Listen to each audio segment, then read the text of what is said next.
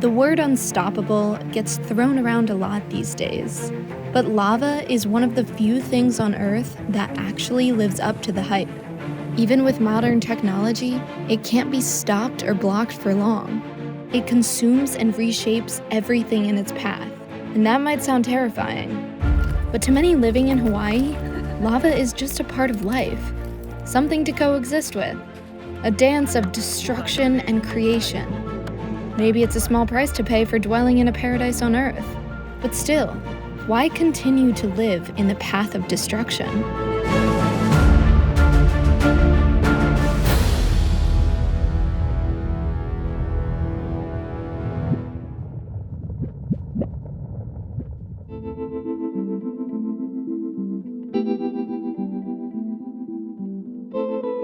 Kilauea, on Hawaii's Big Island, is the world's longest erupting volcano, which also makes it one of the most dangerous in the US. It's been going off since 1983, with a few short breaks. And just this week, it started erupting again. But communities around Kilauea are still recovering from a much bigger 2018 eruption, which destroyed roads and wiped out around 600 homes. So why do people live near an actively erupting volcano? Why would you build a house in an area that's prone to wildfire? I would take a volcano disaster over any other disaster any day. It's very, very spiritual. It's connection, and connection to people, to land, to plants, to the environment around it. We all, to a certain extent, gamble in terms of where we choose to live. Our Hawaiian families live here, and we know that whatever the risk is, that we live on an island with a volcano, we have to live with it. No one died in this lava flow, not one person. You get to grow really good crops. You get to grow the best fruits ever, and for me, it's a dream. Ingrid lives and works at her family's citrus orchard in Puna. It falls within what's called a kapuka, or an area of green land surrounded by hardened lava flow. So we're gonna go to what used to be our gate. Now it's 60 feet. I think, I'm not really sure. 60 feet lava wall. Imagine a gate here. And then our driveway, now it's lava. It actually feels like we're on another planet. This is real life. Floor is lava, the game. So how does it make you feel every day, seeing all this? It's sad, but at the same time, it's beautiful. In the orchard, the trees still haven't fully recovered from the 2018 eruption, but this year, they expect the return of a good crop. In the long term, ash and other volcanic emissions actually create super fertile soils. The soil, the climate, everything in Kapoho is just perfect for farming, and we're very lucky. Like, we have our houses, we can still farm, we can still be productive and, earn eventually next year, hopefully.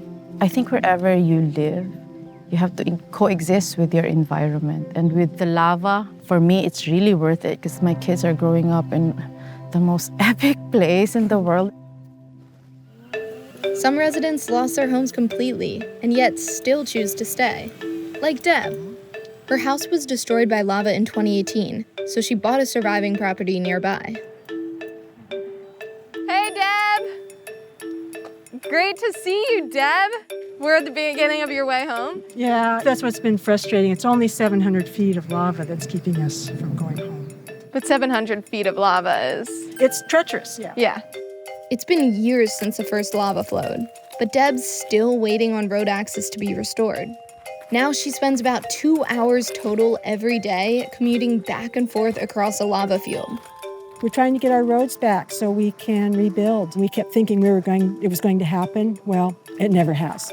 So we continue to hike and bike out here. There was some feelings in the beginning that we shouldn't be allowed to go back. I'm guessing 18 months minimum before we can actually drive home again. Our age, we can't keep doing this. These residents are far from alone in having to cope with the tempers of a volcano. More than 80% of the Earth's surface is of volcanic origin. And about 800 million people live within roughly 62 miles of an active volcano. While Kilauea's high level of activity makes it extremely dangerous, no one was killed directly by the 2018 event, although there were injuries. But even without deaths, the threat of occasional fiery destruction isn't exactly great for the real estate market. In general, Hawaii is a super expensive place to live. It has the highest median home price in the US. Some people live near Kilauea because it's just a lot cheaper. A lot of people I know had moved to Puna because it's cheap, because the land is affordable there. And then they were so devastated when the lava came and took their land and took their house, and some of them just couldn't recover from it. It's because you don't have the understanding that the native people have. That is an understanding of Tutupele, the volcano goddess. What's about to happen over here? We're giving our offering to the creator, to Pelehonuamea, who is the deity of fire that's here, and the deity of lava. Over this drop-off is the crater.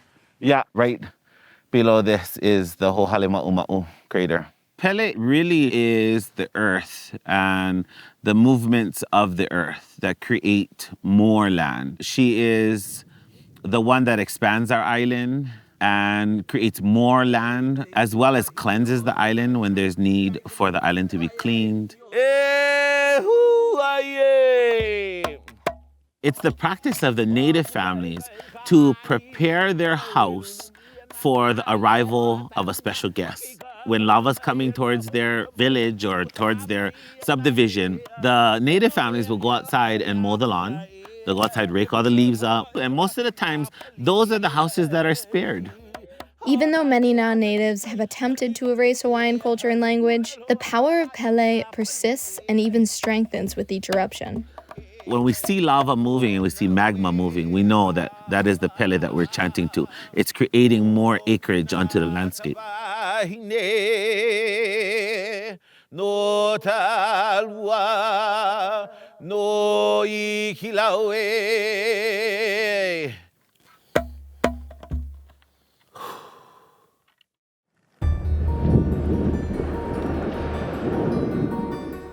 Kilauea isn't like the explosive volcanoes you might see in places like Indonesia.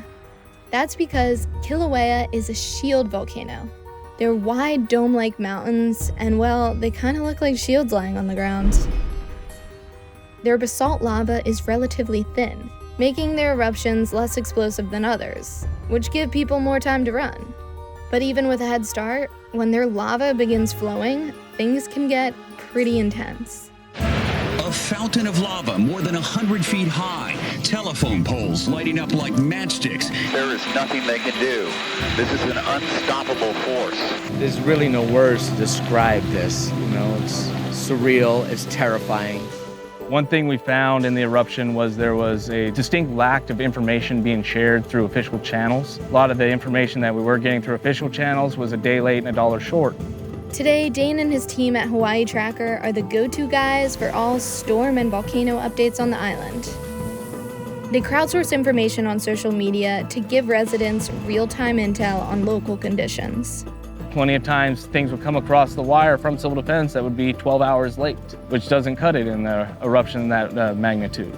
They were my source of information. You know, when the flow was coming in, it's such a weird feeling, like your stomach is hurting, like it's just the anxiety because it's crawling, like it's coming. And there's no news, no nothing, no update for days and days, but it's Hawaii Tracker that's been keeping us posted on where it is now. The Hawaiians from Kalapana that had been experiencing the ongoing eruption of Pu'u'o for the past 35 years. They know what it's like to lose a home. They know what it's like to have to evacuate all of your belongings. If you wasn't raised here on the big island where the volcano lives, you don't understand what happens when the lava flows. You know, when the lava came down the road, since I was a little girl, you just have to move on the side and let her go. And then when it's all done, you come back and recover. Emily is a former city councilwoman. She's involved in efforts to restore a boat ramp in Kalapana that's been covered and blocked by lava since the 2018 eruption. One boat ramp might not sound like a big deal, but for the fishing community, it's an essential part of their life and livelihood. Because we have poverty and we don't have that ramp to go out to be able to get some fish to bring home for the eating or to take the fish to the market, hard for survive in a proper mode. And right now, our people are suffering. We've been deprived right now because the whole coastline is wiped out. This is the third highest grossing boat ramp in the entire state, and it's been closed for 2 years now. The people have to transport their boat all the way to Hilo to go fishing to make a living. It is hurting, it's suffering. They're suffering. This place is very important, and if we don't take a stand, they will just suppress us. And we are tired of being suppressed. There is plans to eventually do a dredge, but we've been talking about that dredge for 2 years now. It's easy to see why some people would jump in and be like, it's very meticulously planned to get people out of the area. That isn't some conspiracy. Disaster relief is expensive. Rebuilding is expensive. And for those who don't call Puna home, rebuilding over and over again can seem pointless. That's why some government agencies have refused to fund new housing and other infrastructure in lava-hit areas. Some Hawaiian politicians have even suggested banning new local construction. Now, the county government is trying to incentivize residents to move out of the areas most vulnerable to eruption, lava zones 1 and 2. The way that they're doing that, first and foremost right now, is an optional buyback program funded from the federal government. They're trying to take the land that was destroyed in 2018 and make it into government land of some kind. I'd want them to wake up, and I want them to take action. 3.5 years is too long. Yeah, the people need to survive now. If the GDP of the island depended on that road being open, I tell you, that road would be open.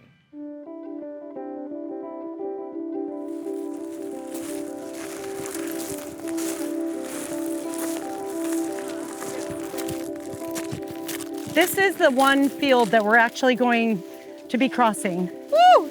Yeah. It's definitely hot. Yeah. And it will probably have some kind of hot spots in the crater. I should have worn long pants.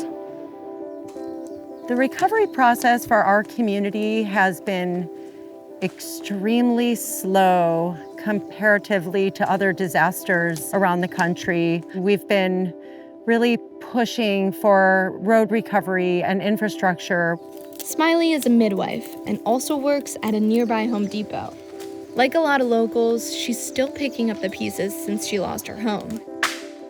Before 2018, her property was something of a local gathering place, hosting a farmer's market and other community events. But all that ended when the lava came.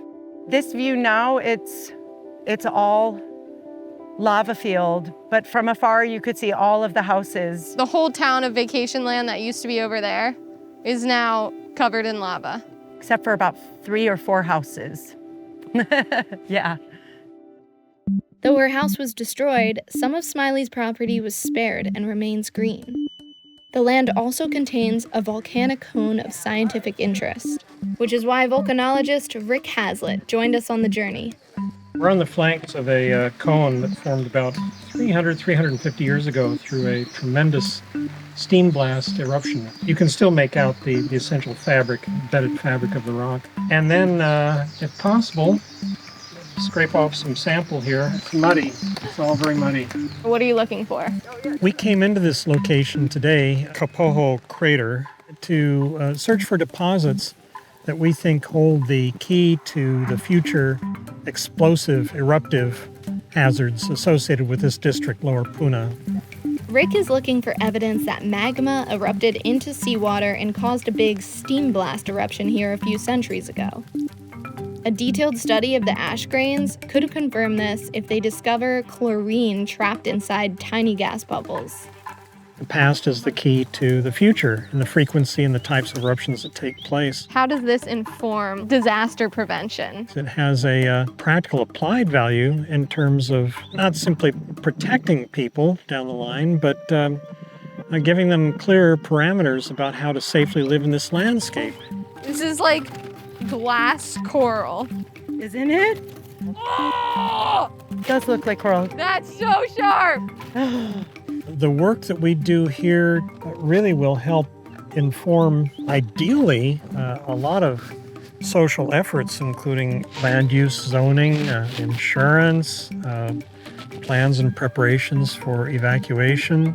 Some research even posits that we're likely to see more frequent and potentially violent eruptions around the world as climate change melts glaciers. When a big ice sheet retreats, it reduces pressure on the crust, which means there's less pressure on a magma body, molten rock underneath, and pop, it's more easy to erupt. Am I in any danger right here, falling into a lava tube or something? You could do yourself some bodily harm by sticking an arm into one of those openings. Could cook fish. Oh my God. Yes, you could definitely cook a chicken in here. It's beautiful right now, all the vapor with the sunlight. I inhaled something. Volcanoes are chock full of stuff you probably don't want to inhale, like sulfur dioxide, hydrogen fluoride, carbon dioxide. Worry is growing tonight about air quality as Mount Kilauea continues to erupt. These plumes of ashfall, really these clouds of ash bursting up from the summit of Kilauea. There's no escaping it. The VOG, the volcanic fog. That consisted of carbon dioxide, water vapor, and the toxic sulfur dioxide. You can clearly smell the sulfur in the air. Air pollution from volcanoes can be serious business, leading to skin irritation, respiratory issues, and worse. People had breathing issues, and then you had to close your windows in your house. The air quality has been bad for years now, and we're trying our best to be able to manage. Residents are already being warned about the VOG risks from the current eruption. And though the lava isn't anywhere near homes yet, we can only wait to see what Kilauea will do over the next coming weeks and months. Learning to live with some form of danger is just a part of life around Kilauea, and finding moments of peace and spiritual understanding is key for the people who still call this place home. Don't worry about any pain. Oh my God, don't worry about any pain, it's glass shards. Well, you gotta be zen about this. Oh, I'm so zen. Come on, confess, it's kind of comfortable, isn't it? It's so comfortable. You will never look at lava the same way. If you don't understand, you can get afraid of it. That's the difference about raising up over here in Hawaii and knowing you can have a volcano pop out any day. It's a blessing, at the same time comes with a lot of challenges. You have to have a very optimistic view in life to enjoy it, because if you're just gonna get scared with lava constantly, you won't be able to enjoy the beauty out of it. I mean, there's devastation, but there's also creation. The beginning, scratch point, the start of a whole new landscape is pretty impressive, almost spiritual, you know? Yeah. It is spiritual. If you lose something to this lava flow, it wasn't yours to begin with anyway.